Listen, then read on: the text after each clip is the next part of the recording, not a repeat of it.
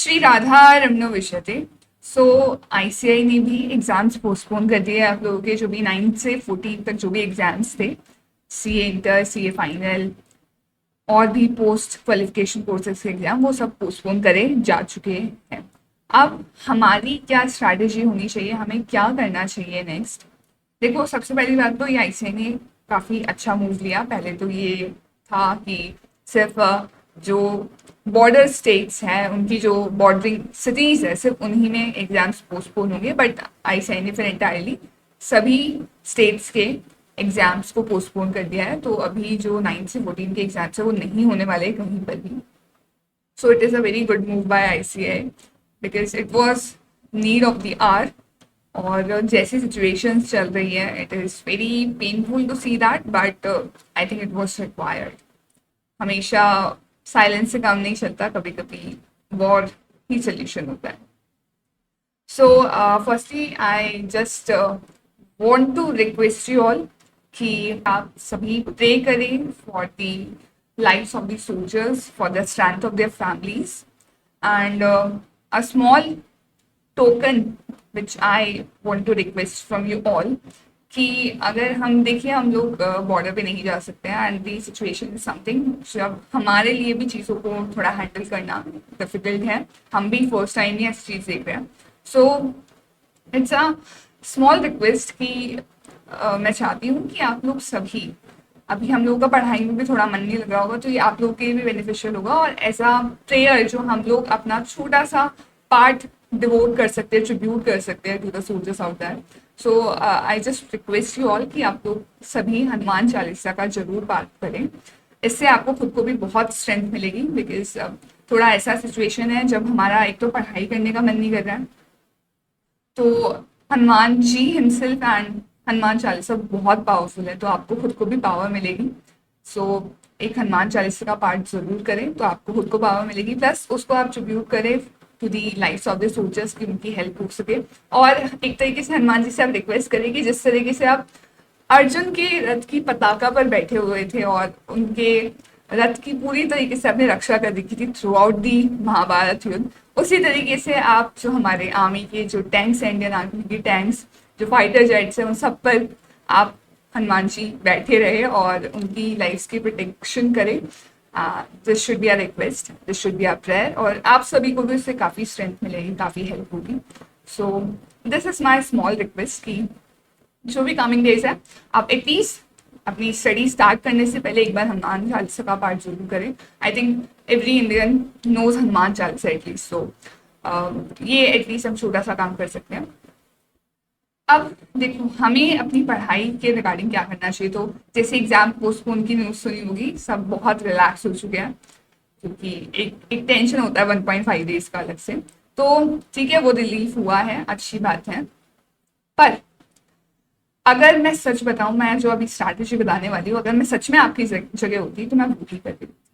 तो इस टाइप से कुछ सिचुएशन कोरोना टाइम पे हुई थी जब आई रिमेम्बर मेरे 12th के एग्जाम्स थे एंड वो पोस्टपोन हुए थे। सो ठीक है, the situation was different, but हाँ, पोस्टपोन तो एग्जाम्स हुए ही थे। और ठीक है, वो 12th के एग्जाम्स थे, बट तब भी मैं सच बताऊं आपको, हमारे बैच में से कोई नहीं पढ़ रहा था। I knew this very very well, but मेरे 2 एग्जाम्स पोस्टपोन थे। I was from IUPAC board and I decided कि मैं तो पढ़ूंगी। So believe me, I studied every single day, चाहे थोड़ी सी देरी पढ़ूं, बट मैंने एवरी सिंगल डे पढ़ा and finally I was Rajasthan state board topper. So देखो, आपको थोड़ा कंसिस्टेंट रह के पढ़ना तो पड़ेगा बिकॉज अगर आप अभी चिल करने बैठ जाओगे तो बहुत ऐसे बच्चे होंगे जो पढ़ रहे होंगे और वो आपसे आगे निकल जाएंगे। सो अभी हमें चिल नहीं करना है, हमें इसको एज एन अपॉर्चुनिटी देखना है कि हम अब बल्कि बहुत अच्छा स्कोर कर सकते हैं। डीटी का पेपर ऑलरेडी अच्छा आया था, तो वहाँ आप एग्जामेशन स्कोर कर ही रहे होंगे और अच्छा स्कोर कर रहे होंगे।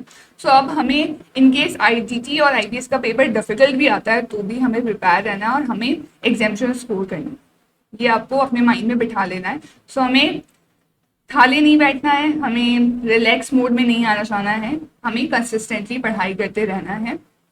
जिस भी तरीके से आप कर सको प्लीज़ आप कीजिए।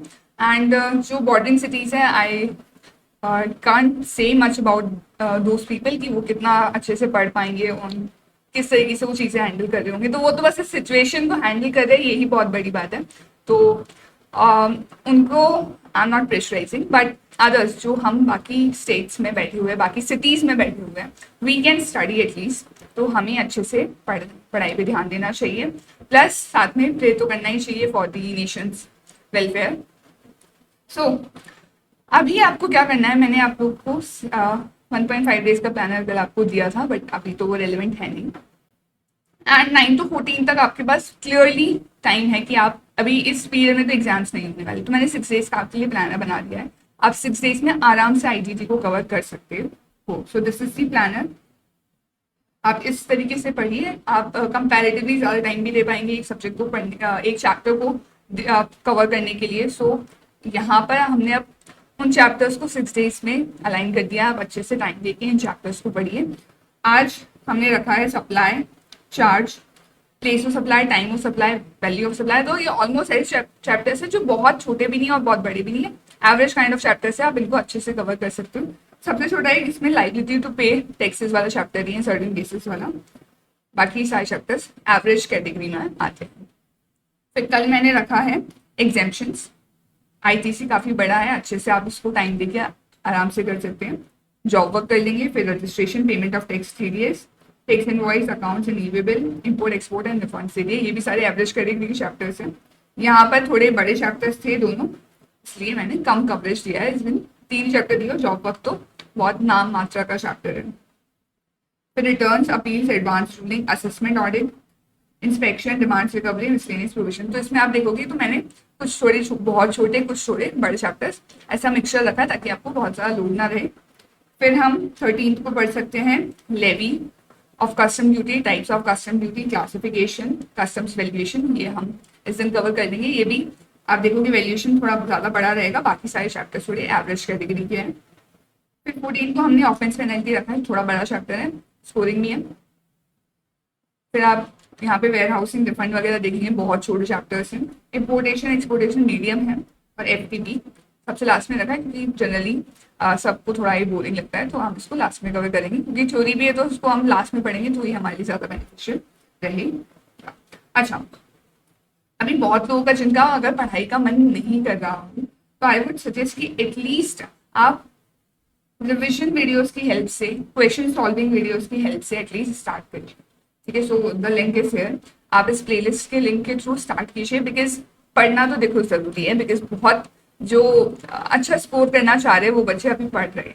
सो आपको भी पढ़ना चाहिए। एंड अगर आपको किक नहीं मिल रही है स्टार्ट करने की, आपका नहीं मन कर रहा है पढ़ने का, तो at least with the help of videos, revision videos, question solving videos आप एक बार स्टार्ट कीजिए और ग्रेजुअली आपकी पेस ऑटोमेटिकली मेंटेन हो जाएगी। अच्छा, अब इसके बाद बात आती है कि सम स्टूडेंट्स वर रिक्वेस्टिंग कि हम लोग पहले हमारे पास टाइम नहीं था तो हम टेस्ट नहीं दे पाए थे।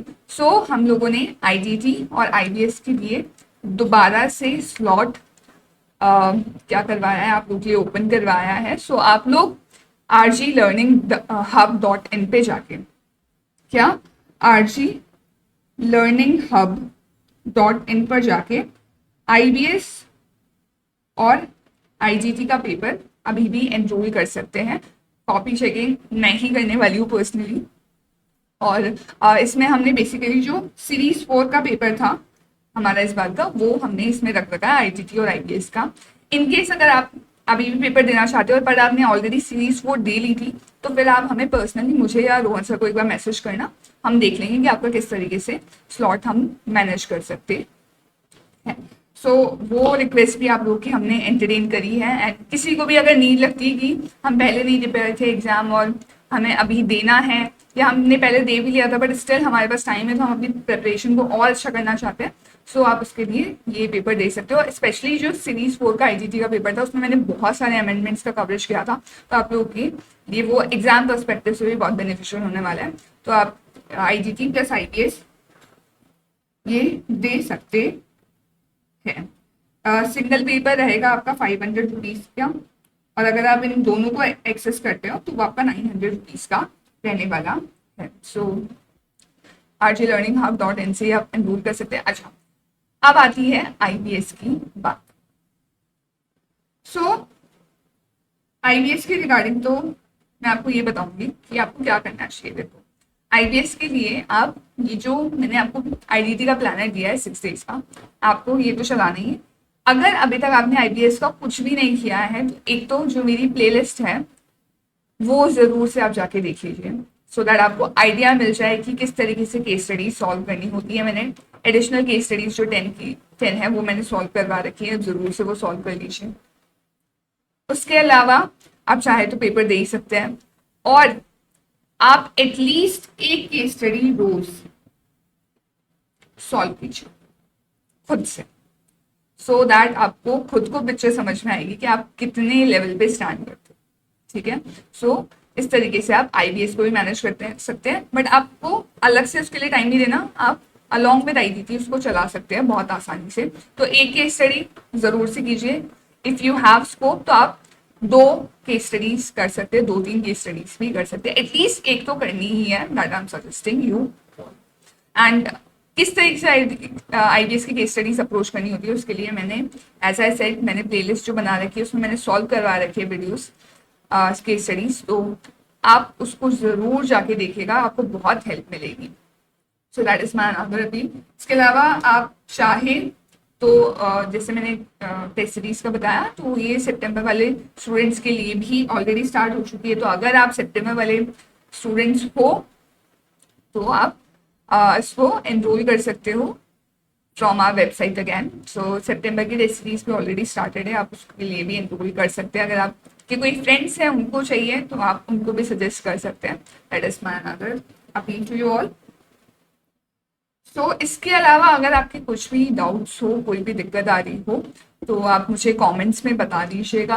एंड अगर नीड हो तो हम लोग एक लाइव सेशन भी ले लेंगे, सो दैट आपको भी बहुत हेल्प हो जाए। बिकॉज ये जो सिचुएशन है ना, हम लोग बहुत यूजलेस हो जाते हैं कि पढ़ने का बिल्कुल मन नहीं कर रहा होता है, एंड इतने क्योस चल रहे होते हैं ना, so which is a very genuine thing कि सच में मतलब समझ नहीं आता है कि क्या करे क्या ना करे। So I can understand that very well. So हमारी साइड से आपको जो भी हेल्प चाहिए होगी हम लोग करने का आपको बिल्कुल अच्छे से ट्राई करेंगे। सो रीच आउट अस, एंड जैसा भी हो आप लोग मुझे ज़रूर बता देना। एंड दैट हनुमान चालीसा वाली थिंग वो प्लीज़ करना। वैसे तो मैं चाहती थी कि हम लोग किसी भी तरीके से उसको कलेक्टिवली कर पाए ऑनलाइन मीडियम के थ्रू, बट पता नहीं वो तो कैसे हो पाएगा भी या नहीं। सो आई जस्ट रिक्वेस्ट कि एटलीस्ट आप इंडिविजुअल लेवल्स पे वो कर पाए। एंड इनफैक्ट आप चाहे तो अगर आप करें तो हमें जो आपकी क्लिप्स है वो भी भेज सकते हैं टेलीग्राम पे। So we will love to see those videos की आप लोगों ने हमारे कहने से वो छोटी सी एक ट्रिब्यूट करने का ट्राई किया। सच में मतलब मैं तो बहुत खुश होंगी कि मेरे कहने से अगर 1000 लोगों ने भी इस वीडियो को देखा और 10 या 100 लोगों ने भी किया तो I would be really very thankful to you all, and I would feel really happy. So मेरी बेस्ट विशेष है आप सभी के साथ। आप सभी की कृष्ण जी रक्षा करें, आप सभी को ब्लेसिंग्स दे। जय हिंद, जय भारत, राधे कृष्ण।